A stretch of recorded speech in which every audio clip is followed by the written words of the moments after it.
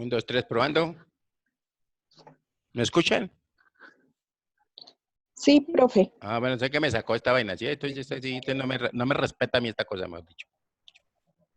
Entonces, que se me cumple el tiempo, entonces me saca de una. ¿Listo? Muy bien, entonces, ¿en qué quedamos? De cada flujo en cuestión. Se Ah, produjo cada flujo en cuestión. quedamos bien, terminamos bien, mejor dicho. Entonces decimos que, punto aparte, los flujos de efectivo de una subsidiaria, los flujos de efectivo de una subsidiaria extranjera,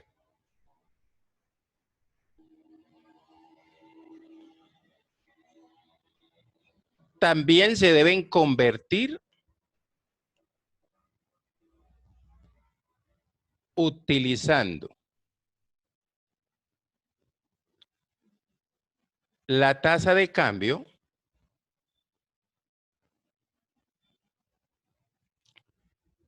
entre la moneda funcional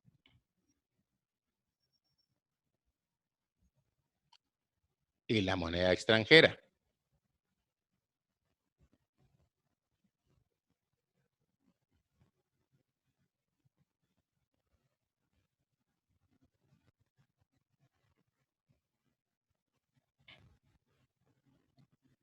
¿Listo? Entonces decimos punto aparte. Las pérdidas o ganancias no realizadas, coma,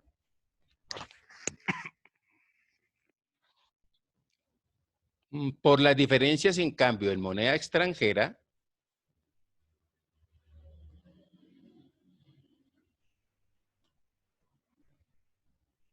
coma, no producen flujos de efectivo. Punto seguido.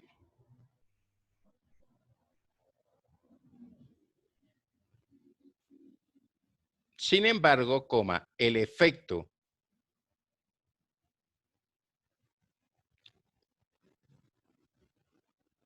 que las variaciones en las tasas de cambio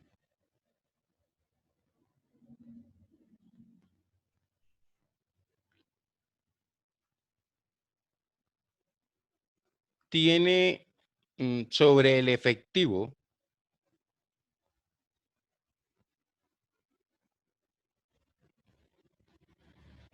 y los equivalentes al efectivo,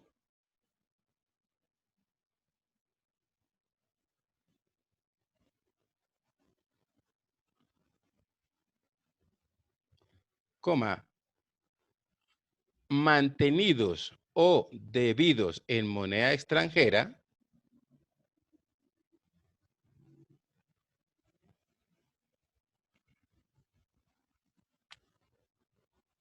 coma, son objeto de presentación en el estado de flujos de efectivo.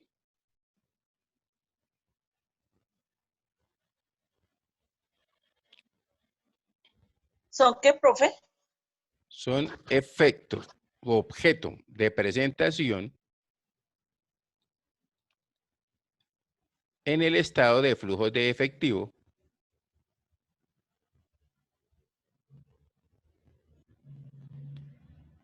para permitir la conciliación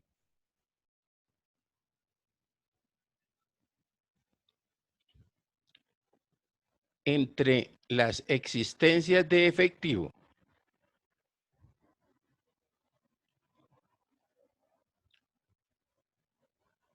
y equivalentes al efectivo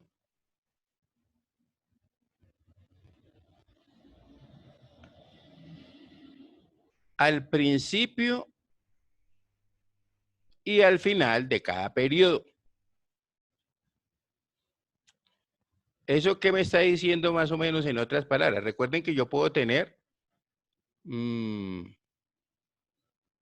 ingresos en moneda extranjera y puedo tener egresos en moneda extranjera. O sea, si me llegan a presentar diferencias en cambio, ¿correcto? Pues muy seguramente, digamos, si las variaciones de la tasa representativa del mercado, como nos sucedió a finales de año pasado y a principios de este año, ¿cierto? Que desbordaron los 4.000 pesos. Entonces uno decía, momentico, pero si yo estoy debiendo no sé, $1.000.000 y me sube en esa proporción, pues obviamente va a haber un desequilibrio como en ese flujo de efectivo, ¿cierto? Porque pronto, por eso dice, si yo mantengo deudas, o sea, cuentas por cobrar y cuentas por pagar, más o menos en moneda extranjera en el mismo nivel, por decir algo que mis clientes me deban en moneda extranjera 1.000.000 o $100.000, pero y yo también deba $100.000, pues más o menos estaría equilibrado, estaría compensado, digámoslo así, ¿sí o no? Pero si de pronto lo que pasa es que yo tengo todo en pesos y estoy debiendo en dólares, entonces ahí comienzan los problemas, ¿no?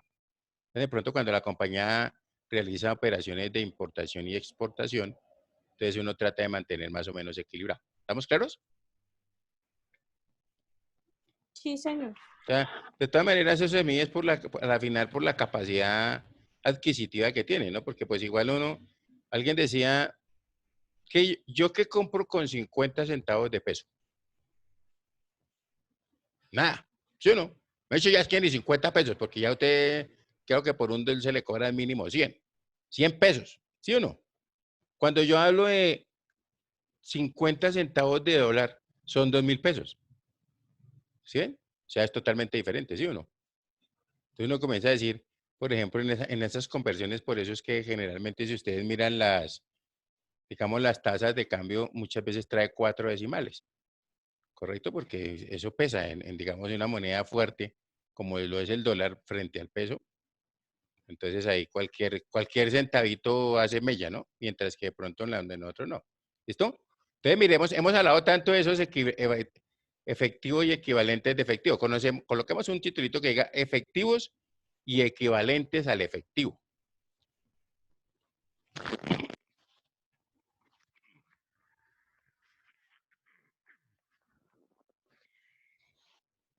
Listo, y decimos,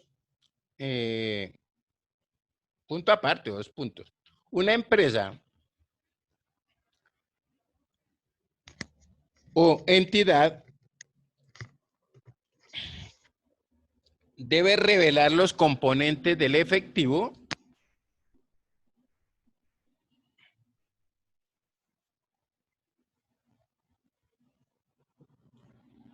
y equivalentes al efectivo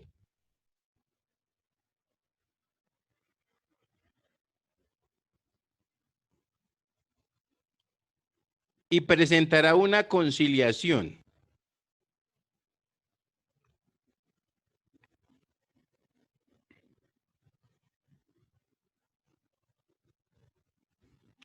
de los importes de su estado,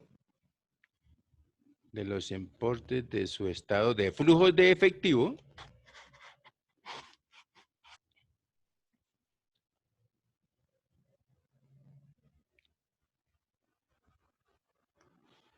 con las partidas equivalentes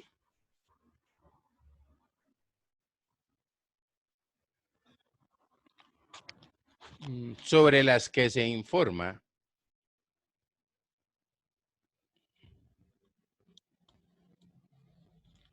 en el estado de la situación financiera.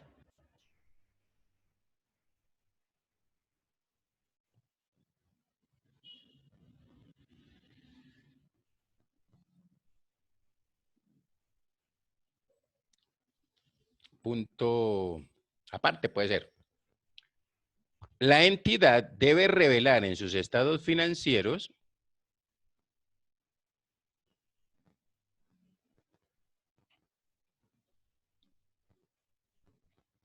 la entidad debe revelar en sus estados financieros, acompañada de un comentario por parte de la gerencia,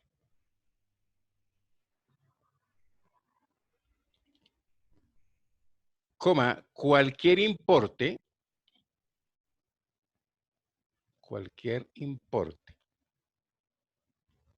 significativo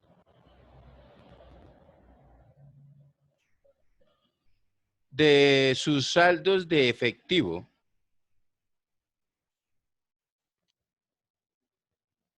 y equivalentes al efectivo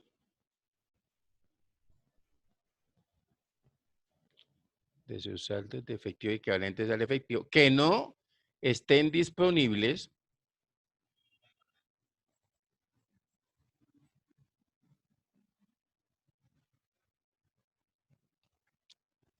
para ser utilizado por ella misma o por el grupo al que pertenece.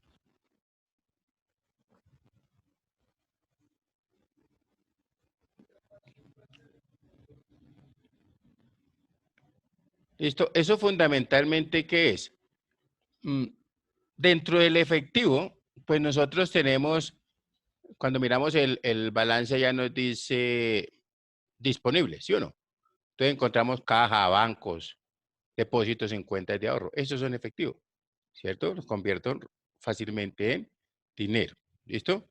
Un equivalente del efectivo, ¿cuál puede ser? Las cuentas por cobrar. ¿Correcto? Entonces, ¿será que yo puedo tener embargada alguna cuenta bancaria? ¿Ustedes qué opinan? Sí, claro. Sí, señor. Entonces, Sí, señor. eso es lo que me está diciendo. Yo debo informar, ¿cierto? Debo informar en mis estados financieros cualquier restricción que haya. Porque, por ejemplo, puede ser que yo tenga, se me ocurre a mí, sí, hablemos así, 100. Tengo, sí, 100 en bancos totales, ¿cierto? Pero tengo 2 bancos, ¿listo? Y uno de esos bancos, que representa el 50 de esos 100, pues tengo embargado 50. Yo no puedo disponer, no tengo que disponer, perdón, sino de los 50 que tengo libres, ¿cierto? El embargo no. Lo que estaba pasando con la DIAN, yo creo que ustedes han escuchado que uy, la DIAN le embargó las cuentas. ¿Listo? ¿Será que puedo tener alguna situación o pesar algún embargo contra de alguna cuenta por cobrar? ¿Ustedes qué opinan? Por cobrar. Sí, claro. Claro, también, ¿cierto? Claro.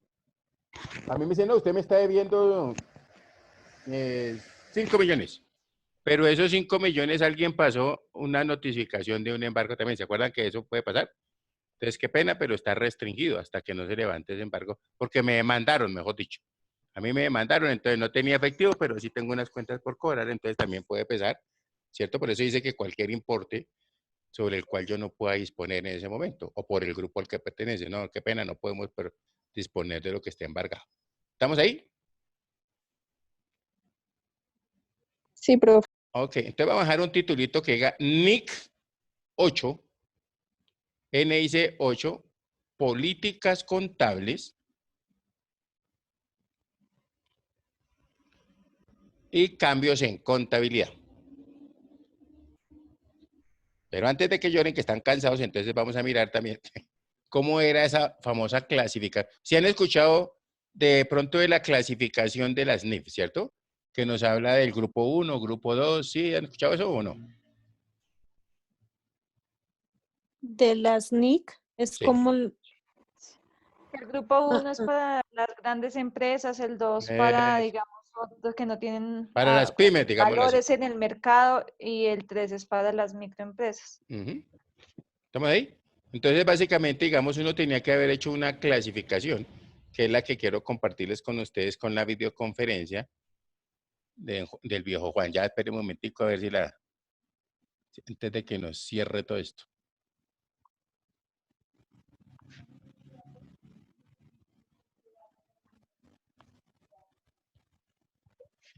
¿se trabó? ¿Quién? Yo todavía no. Ah, no, profe, estaba congelada la pantalla. Ya cuando termine la clase. Perdón, profe. No te preocupes. Ahí está, mire, ya cuando arranca el muchacho yo les digo si están.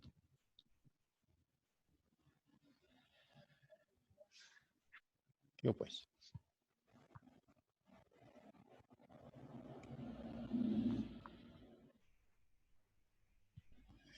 Entonces me vengo por acá con ellos aquí, compartir y aquí está.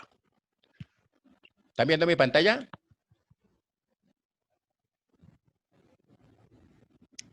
Está cargando. Sí, señor. Ya. Señor. Sí, profe. ¿Listo? Ahí está. Entonces, El conferencista a continuación es experto en esa área de normas internacionales.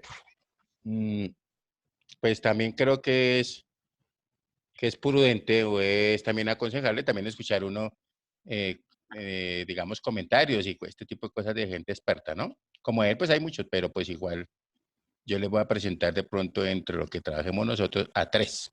¿Listo? Pues yo estudié normas internacionales con él y me parece que es un buen, domina bien el tema, mejor dicho. ¿Listo? Entonces ya se lo comparto, me dicen si están viendo. Me toca quitarle. ¿Me escuchan bien? Sí, profe. Estamos acá en actualicese.com el día de hoy por invitación de esta entidad para resolver las preguntas que ustedes tengan respecto al formulario solicitado por las diferentes superintendencias en relación con el plan de implementación de los IFRS. Mi nombre es Juan Fernando Mejía, como a bien ustedes lo pueden observar en la convocatoria de esta teleconferencia. Y dada la experiencia propia y de nuestro grupo en relación con implementación de estándares internacionales de contabilidad e información financiera en algunas compañías en Colombia desde el año 2008, nos habían invitado acá para ayudarles a resolver algunas dudas, específicamente la de este formulario.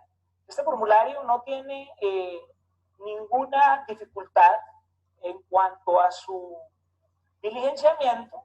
No obstante, se ha solicitado a actualicese.com por parte de algunos de sus usuarios que les ayudemos con algunas ideas de lo que debe incluirse en aquel apartado de la parte derecha donde dice observaciones a cada uno de los puntos de este plan de implementación. Entonces vamos a proceder a resolver de manera detallada este formulario.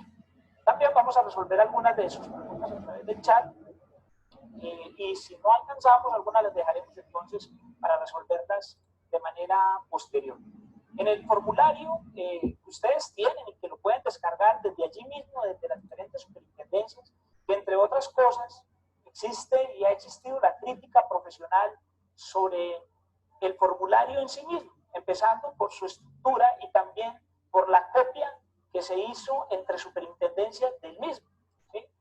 Cada superintendencia lo que hizo fue quizás copiar el mismo formato que se usó en su momento por la Superintendencia de Servicios Públicos Domiciliarios para solicitar esta información a sus vigilados.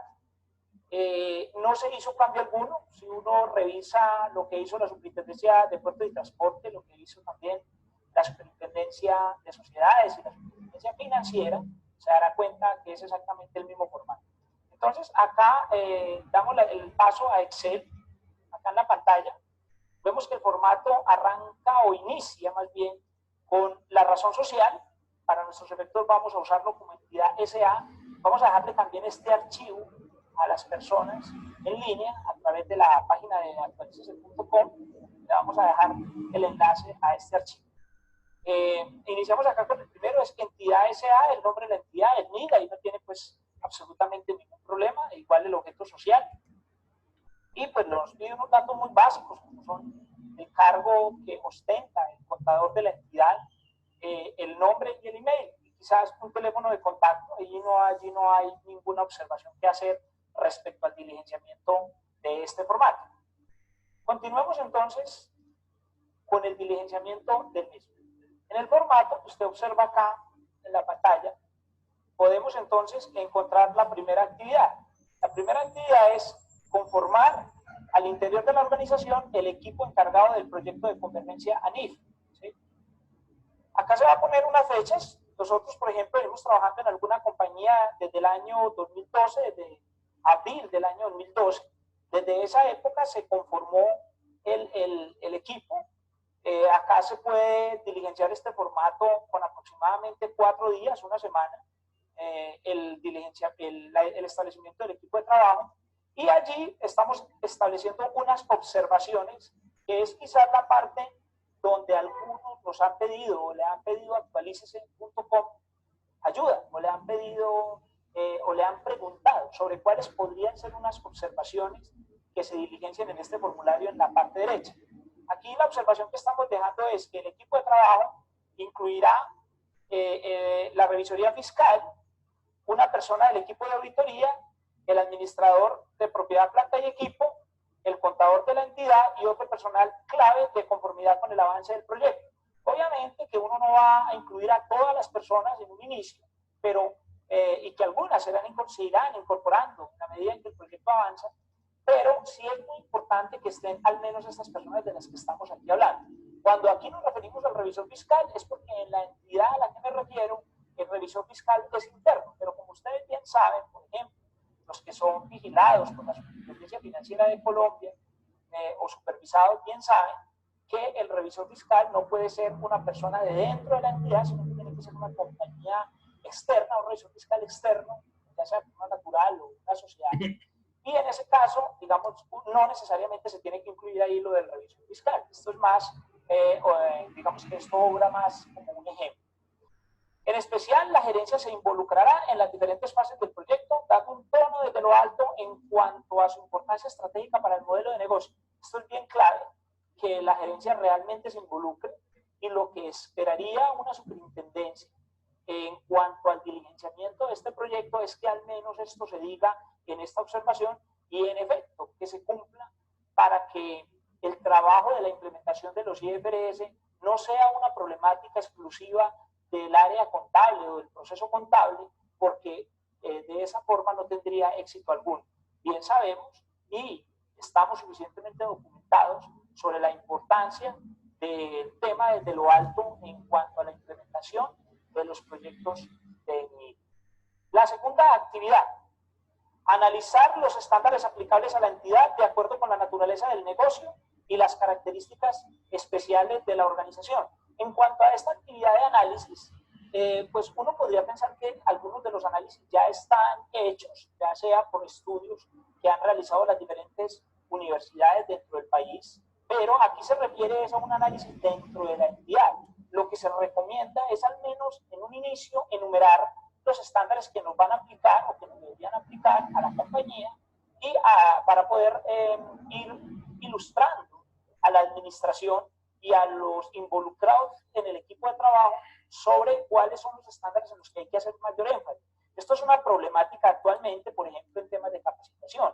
Algunas compañías se demoraron demasiado en iniciar este proyecto y muchas veces me preguntan y me dicen, mire, yo quiero hacer un diplomado de IFRS ya. Yo le digo, mire, el tema del diplomado se le puede demorar 6 meses, no le estoy diciendo que no lo haga, o se le puede demorar 2 o 3 meses, importantísimo que lo haga, pero tal vez, o quizás sea más importante, que usted se capacite o que usted busque asesoría o capacitación en los temas puntuales que le aplican a su entidad. En lo posible, que haya una capacitación con los estados financieros de su compañía. Es decir, que se diga en cada una de las partidas cuáles son los ajustes puntuales que usted tiene que hacer. Esto le va a ayudar a que usted pueda iniciar el proceso mucho más rápido, porque como sabemos, tenemos que presentar, por lo menos las entidades que pertenecen al grupo 1, tenemos que presentar el balance de apertura a 1 de enero del año 2014.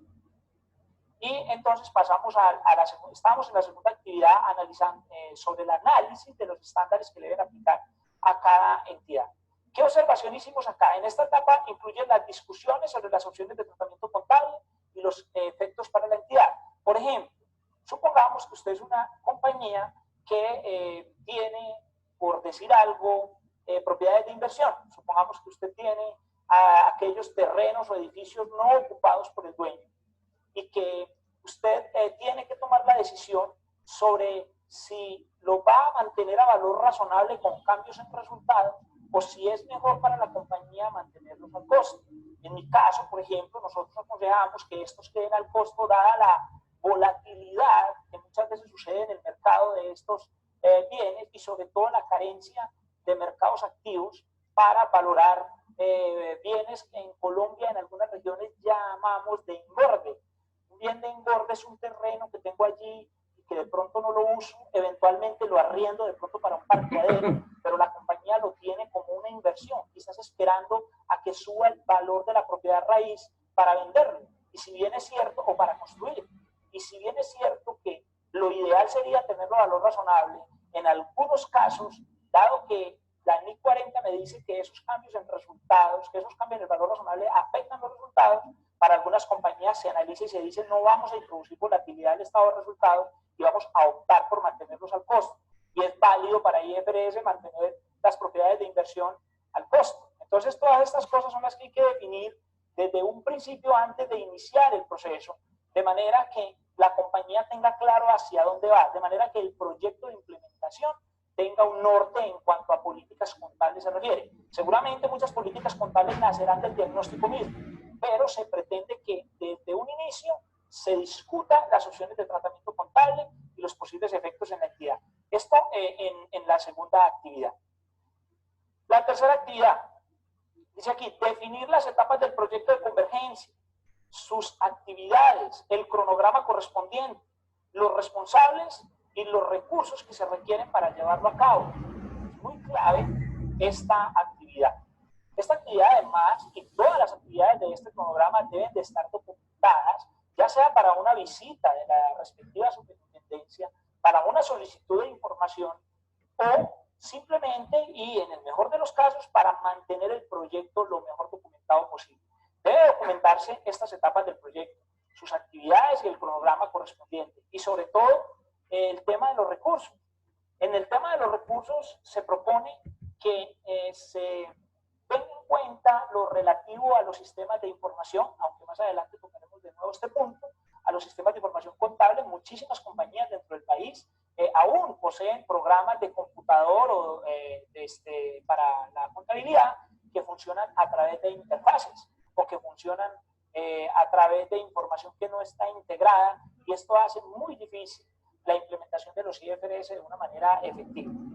En este caso, se hizo entre el 16 de mayo y el 21 de mayo, se definieron esas etapas y se estableció un programa de trabajo interno y de visitas también de un consultor. Algunas compañías han optado por contratar firmas de auditoría para hacer este tipo de trabajo.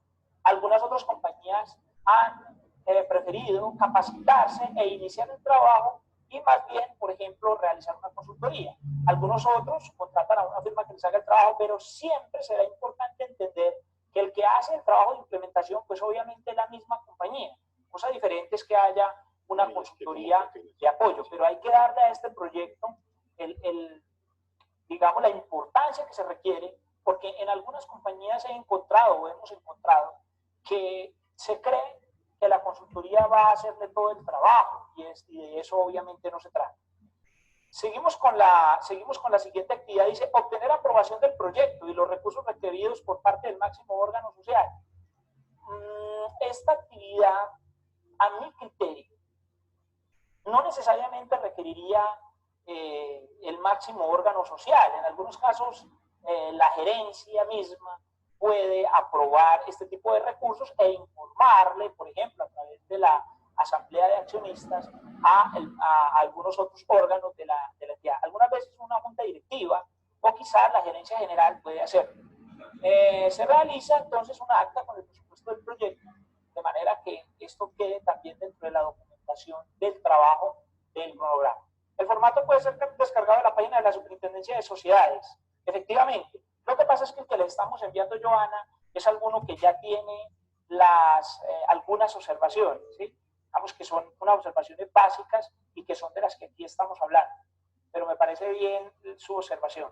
De la Superintendencia de Sociedades o de la Superintendencia de Transporte o de la Superintendencia de Salud o de la Superintendencia Financiera, dependiendo de la entidad que usted que vigile a su compañía. Ok. Continuamos entonces con la siguiente tarea. La siguiente tarea dice aquí, divulgar los principales aspectos del proyecto a los responsables de las áreas involucradas. Aquí es muy clave que involucremos, por ejemplo, al área jurídica. El área jurídica se va a ver impactada por los IFRS en temas como, por ejemplo, la evaluación de las demandas en contra, dado que los IFRS no permiten, por ejemplo, el reconocimiento de provisiones por contingencias o las provisiones de demandas en contra, salvo que haya una probabilidad superior al 50% de perder esa demanda. Entonces hay que involucrar al área de jurídica para que ellos estén pendientes de reportar constantemente a contabilidad el estado de estos procesos, de manera que podamos saber cuándo provisionar este tipo de litigios.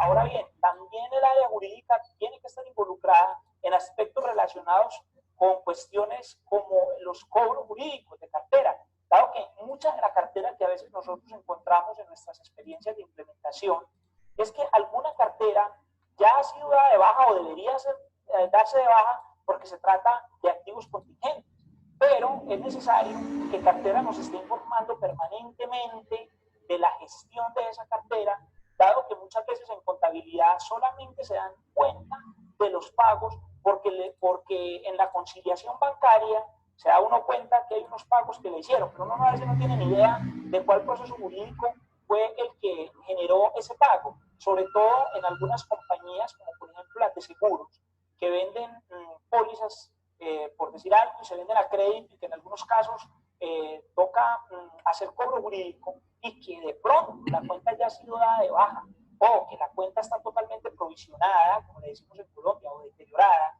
y jurídica hace el cobro pero nunca le informa a contabilidad y logra que el cliente de hecho pague y contabilidad se da cuenta mucho después. Entonces la contabilidad presenta ciertos desfases respecto a la gestión jurídica de la cartera.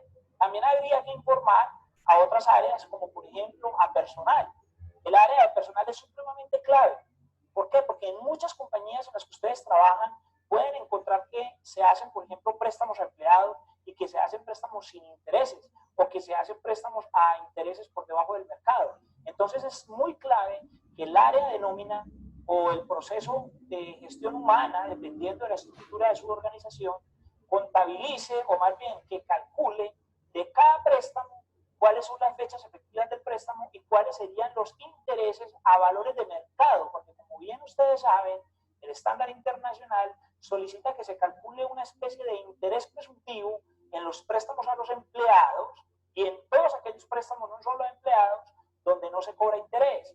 Y estos tienen que causarse en la contabilidad bajo los estándares internacionales.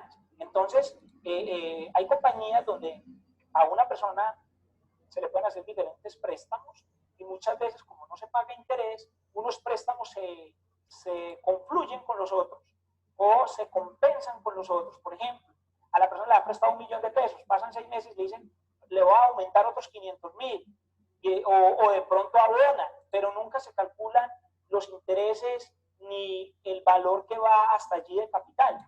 Entonces el estándar internacional me exige que cuando yo preste a un empleado, cada uno de esos préstamos se traiga a valor presente con una tasa de mercado, que se contabilice la cuenta por cobrar por el valor presente y que la diferencia se lleve como un beneficio a empleados o como una, o ya sea en el mismo periodo o durante los periodos del préstamo.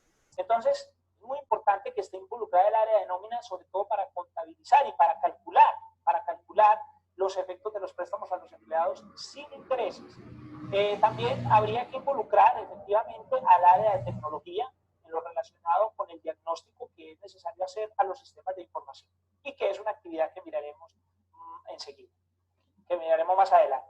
En cuanto, me dice por aquí Juan David Maya, ¿qué pasa si una entidad no envía información por creer que pertenece al grupo 2, pero al contratar la consultoría una de las primeras conclusiones es que pertenece al grupo 1?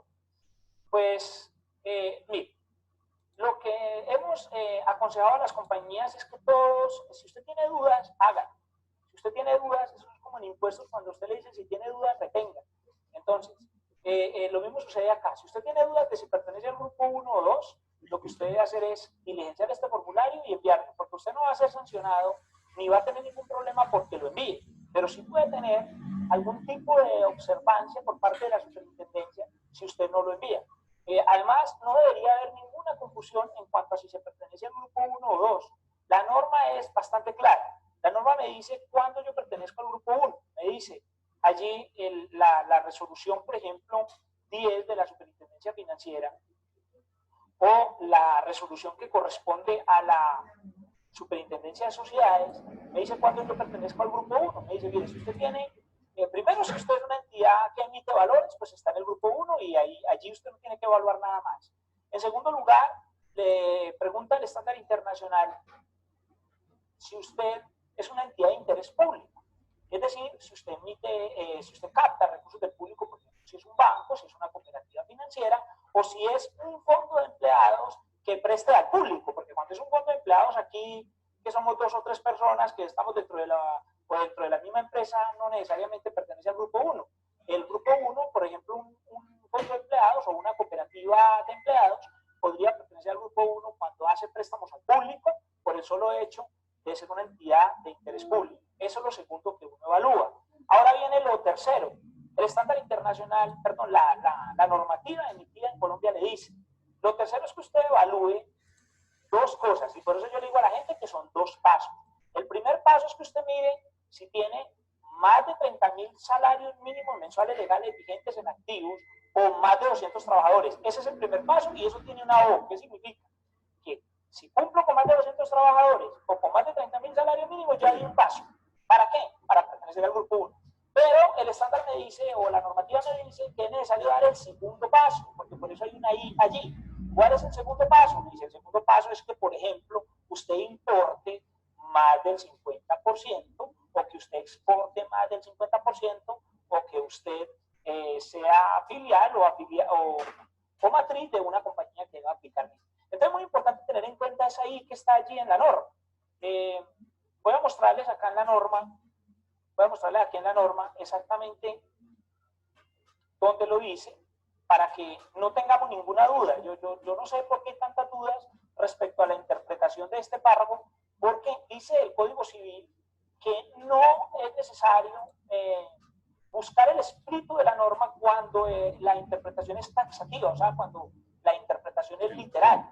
Voy a abrir aquí la circular del plazo del grupo 1 y la voy a abrir en línea para que ustedes la lean conmigo y definamos entonces cómo hago yo para saber si pertenezco al grupo 1 o 2.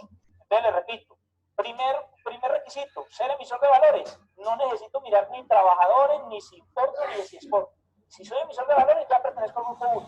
Segundo, entidades de interés público, me dice allí. Sería una entidad de interés público, que como le decía ahorita es aquella que capta recursos del público. Ahí no depende del número de trabajadores, porque DMG empezó con 4 o 5 trabajadores, pero es una entidad que capta recursos del público. Y puede que haya empezado con activos muy pequeños, pero pertenece al grupo 1 por el solo hecho de ser una entidad de interés público, por el hecho de captar recursos del público. Y luego viene el C, que es el que causa de pronto algunas dudas. El C me dice, entidades que no estén en los incisos anteriores, me dice lo siguiente. Primero, planta de personal superior a 200 trabajadores, ya di un paso. Activos superiores a 30.000, estoy en el mismo paso, es decir, he dado un paso. Y luego me dice que cumpla con cualquiera de los siguientes requisitos. Dice, y que cumpla con cualquiera de los siguientes requisitos. Es decir, que para poder pertenecer al grupo 1, debo tener o más de 200 trabajadores, o más de 30.000 salarios mínimos, y